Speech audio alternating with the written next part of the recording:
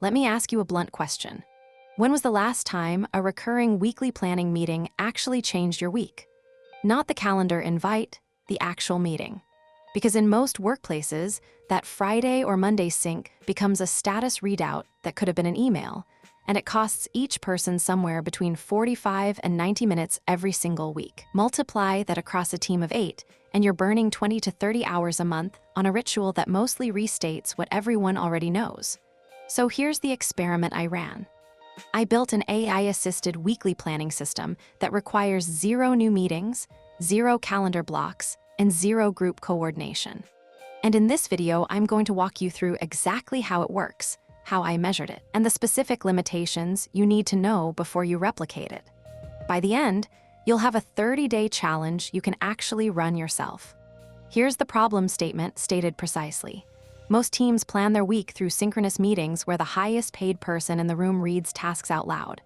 This creates 3 specific failures. First, there's information decay. People prepare status updates the night before, and much of the context is lost in translation.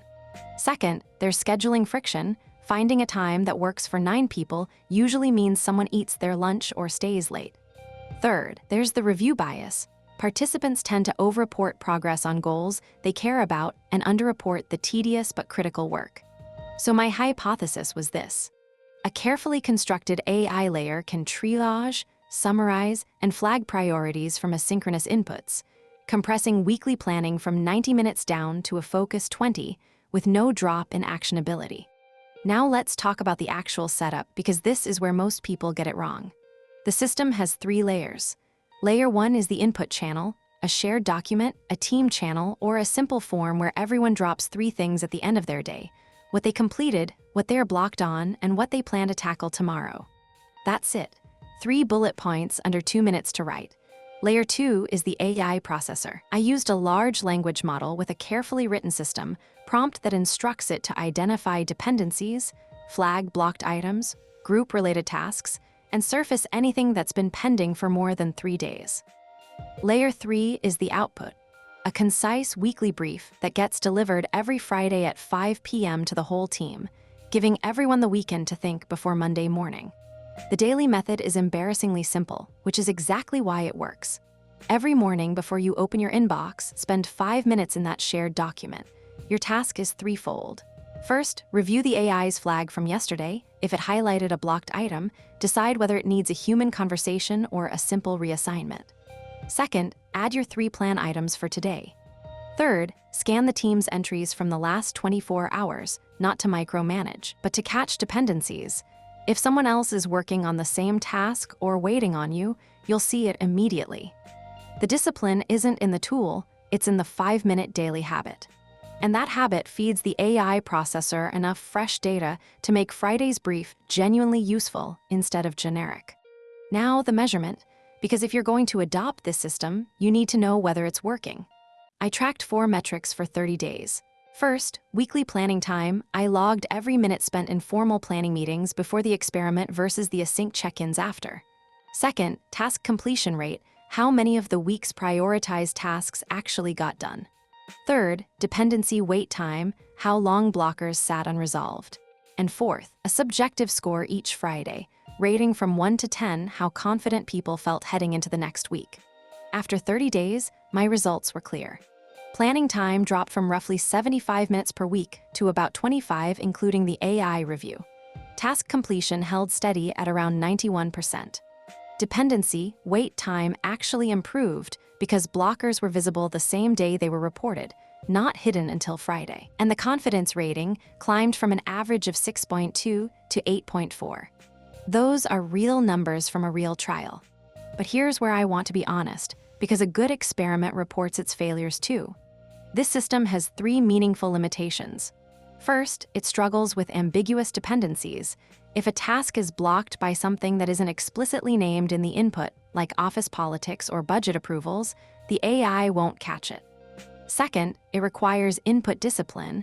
If people stop writing their 3 bullet points, the system collapses entirely because the AI can only summarize what it's given. And third, it doesn't handle strategic planning. This tool is for weekly execution, not quarterly goal setting.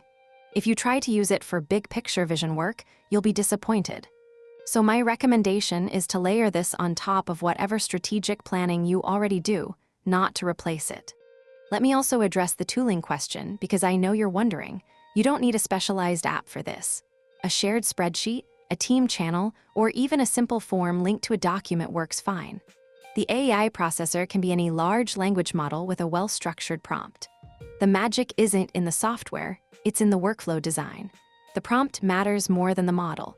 I'll walk through the key elements of my system prompt so you can adapt it. It instructs the model to act as a neutral operations coordinator, to never assume intent, to flag anything pending more than 3 days, to group items by theme, and to output exactly 4 sections: completed highlights, blocked items, this week's priorities, and dependencies for the coming week. That structure forces the AI to produce something a human can act on in minutes. Now, here's your challenge. Run this experiment for 30 days. Commit to the 5-minute morning input, keep the Friday output sacred, and track the same 4 metrics I tracked. Recording those measurements is non-negotiable. Write them down every single day, even if it's just a note on your phone. At the end of 30 days, ask yourself 3 questions. Did planning time actually drop? Did actionability stay the same or improve? And did anyone on the team feel less informed than they did with the old meeting? If the answer to the first 2 is yes and the third is no, you have a system that works without adding a single meeting to your calendar. Let me leave you with this. The goal was never to have AI plan your week for you. The goal was to build a feedback loop where AI handles the summarization, triage, and flagging, and humans handle the judgment, relationships, and decisions. That division of labor is the real insight. The meeting didn't exist because people needed status updates. It existed because there was no efficient channel for them. When you build that channel asynchronously, with AI as the compiler, the meeting becomes redundant. And redundancy is the first thing you should cut from your calendar. If this experiment saved you time this week, drop a comment with your numbers. And if you found a limitation I didn't cover, I want to hear that too. That's how this system gets better. Thanks for watching, and I'll see you in the next experiment.